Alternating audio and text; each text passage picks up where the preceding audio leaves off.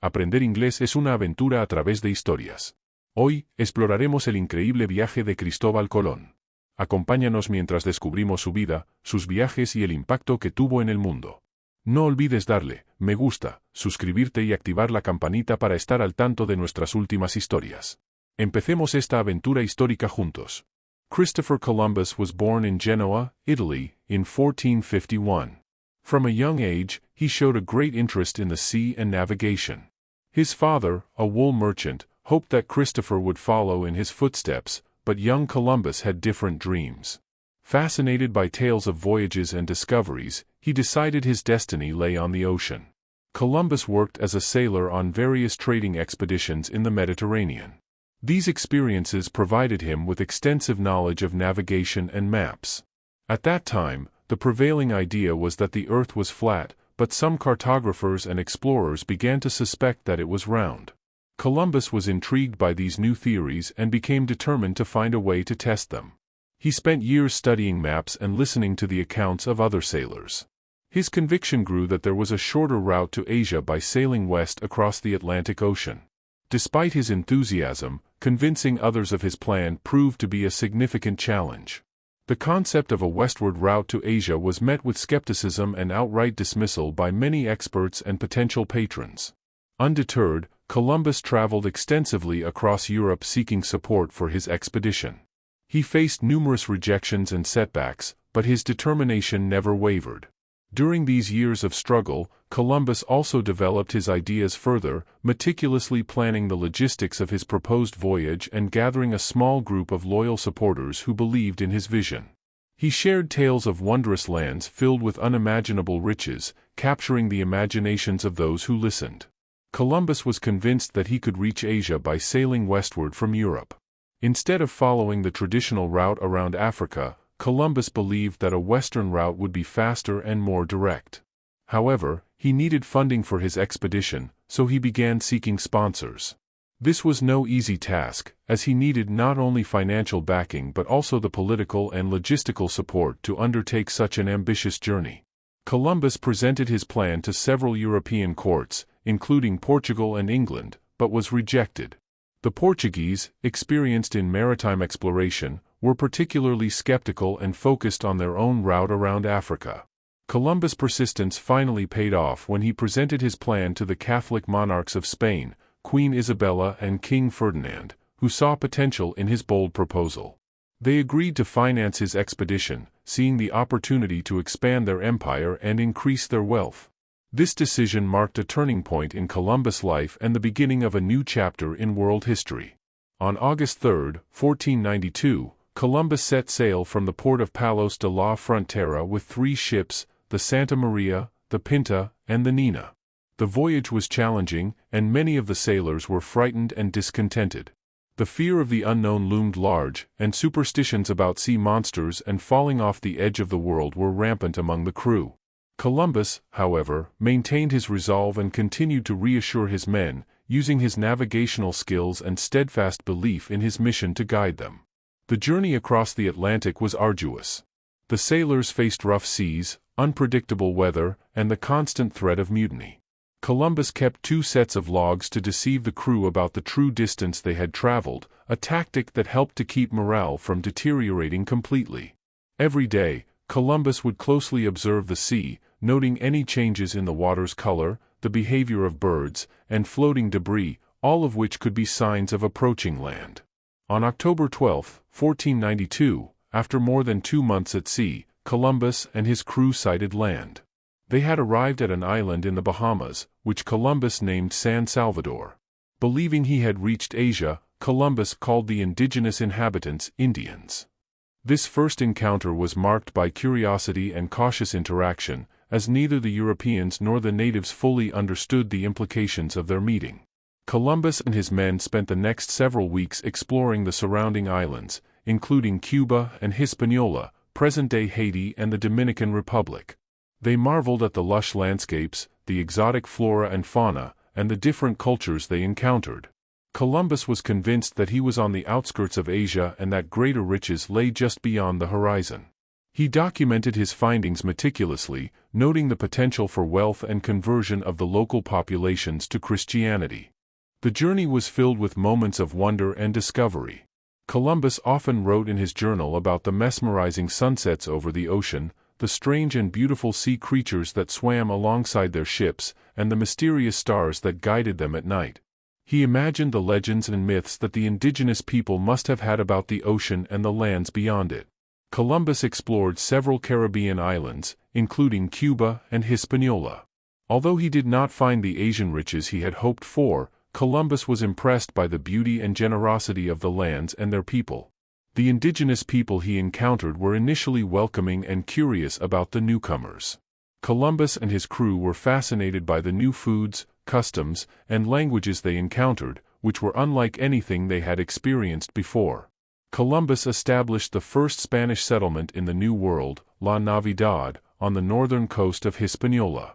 He left some of his men there with the hope of establishing a foothold for future expeditions. The interactions with the indigenous peoples were a mix of cooperation and conflict, as cultural misunderstandings and the Europeans' demands for gold and labor began to strain relations. Columbus was also captivated by the stories the natives told of other islands and distant lands, which fueled his ambition to explore further. Columbus returned to Spain in March 1493, bringing with him some indigenous people, as well as gold, pearls, and other exotic goods. He was received as a hero and granted more funds for future expeditions. His return to Spain was marked by triumph and celebration. The news of his discoveries spread quickly throughout Europe, igniting a wave of interest and excitement about the New World. Columbus was celebrated in the royal courts, where he shared tales of his adventures and the wondrous new lands he had encountered. Between 1493 and 1504, Columbus made 3 more voyages to the New World. During these trips, he explored more Caribbean islands and parts of Central and South America. Each voyage presented its own set of challenges and discoveries. The second voyage was the largest and most ambitious, with 17 ships and over 1,000 men. Columbus hoped to establish a more permanent presence in the New World and find the wealth he had promised the Spanish crown. On his second voyage, Columbus established the colony of Isabella on Hispaniola, but the settlement faced numerous difficulties, including disease, food shortages, and conflicts with the indigenous population. Columbus' leadership was often harsh, and his insistence on finding gold led to strained relations with both the settlers and the natives. Despite these challenges, Columbus continued to explore, reaching the coasts of present-day Puerto Rico, Jamaica, and other islands. He recorded the stories of his men, who described encounters with strange animals, exotic fruits, and unfamiliar customs. The third voyage took Columbus to the mainland of South America, where he explored the Orinoco River in present-day Venezuela.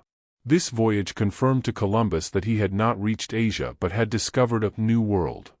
However, his return to Hispaniola revealed that the colony was in disarray, plagued by mismanagement and rebellion.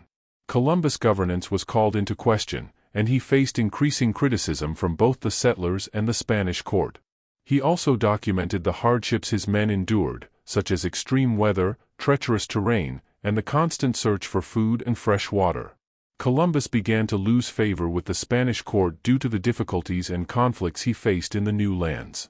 The fourth and final voyage, undertaken in 1502, aimed to find a strait connecting the Atlantic to the Indian Ocean, which Columbus still believed existed. This voyage was marked by even greater hardships, including shipwrecks, hostile encounters with indigenous peoples, and severe storms. Columbus and his men were stranded on the coast of Jamaica for a year before being rescued. During this time, Columbus' resolve and leadership were tested as never before. One night, as they lay stranded on the beach, Columbus gathered his men and told them a story. He spoke of a mythical island, hidden in the far reaches of the ocean, where the trees bore golden fruits and the rivers flowed with silver. The indigenous people there, he said, were wise and kind, living in harmony with nature. This island, Columbus believed, was the ultimate destination of their journey, a place that would reward all their struggles and hardships. Christopher Columbus died in 1506, convinced that he had found a new route to Asia. However, his true legacy was much greater. His voyages marked the beginning of the era of European exploration and colonization of the Americas. Although he was not the first to discover the continent, his expeditions led to sustained contact between Europe and the Americas, changing the course of history.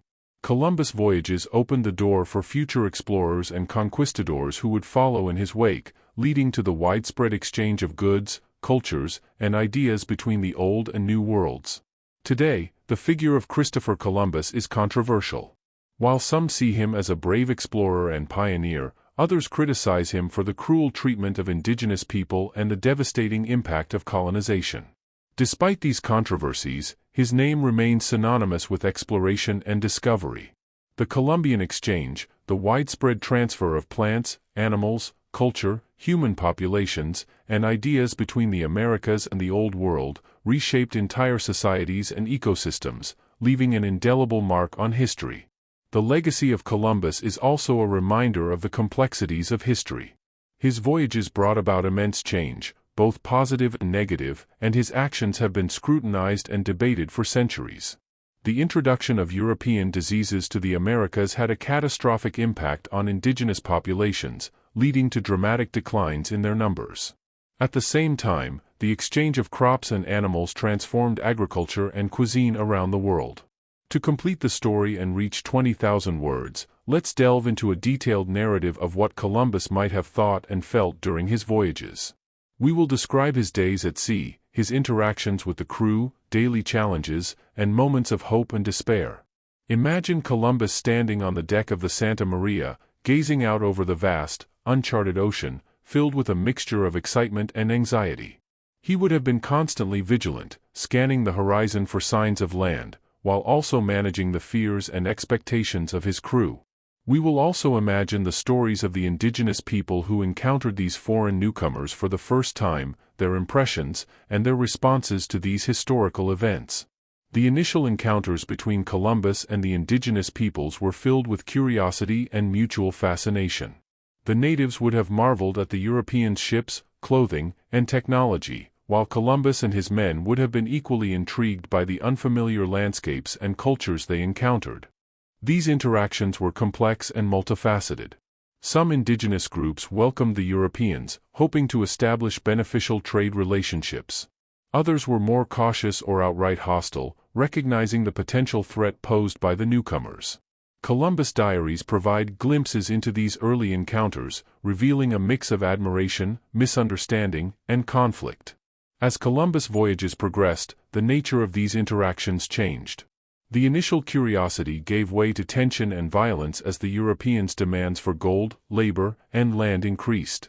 The establishment of settlements and the imposition of European authority disrupted indigenous societies and sparked resistance. Columbus' role in these events has been the subject of much debate, with some viewing him as a ruthless conqueror and others as a man of his time, driven by the ambitions and prejudices of his era. Throughout his voyages, Columbus was not only an explorer but also a leader who had to maintain the morale and discipline of his crew. He often faced challenges from within, as dissent and rebellion threatened to undermine his authority. Columbus' leadership was characterized by both moments of inspiration and harshness. He knew that the success of their mission depended on unity and perseverance. During the long days at sea, Columbus would gather his men and share tales of past explorers, legends of mythical lands, and stories from his own life. These moments of storytelling were crucial for keeping the crew's spirits high and reinforcing their shared sense of purpose. Columbus' passion for exploration was infectious, and even in the face of adversity, his belief in their mission never wavered. One night, as they sailed under a canopy of stars, Columbus spoke of a dream he had. In this dream, he saw a magnificent city of gold, with temples and palaces that shone like the sun. The inhabitants of this city were wise and noble, and they welcomed the explorers with open arms, sharing their knowledge and treasures. This vision, Columbus believed, was a sign of the great destiny that awaited them. As the voyages continued, Columbus' relationship with his crew evolved. He developed a deep respect for their resilience and bravery, and they, in turn, grew to admire his unwavering determination. They shared moments of joy and discovery, as well as times of hardship and danger. These shared experiences forged a bond that transcended their individual roles and backgrounds. Gracias por acompañarnos en esta aventura histórica a través de la vida de Cristóbal Colón. Esperamos que hayas disfrutado de la historia y aprendido algo nuevo. No olvides darle me gusta, suscribirte a nuestro canal y activar la campanita para no perderte nuestras próximas historias.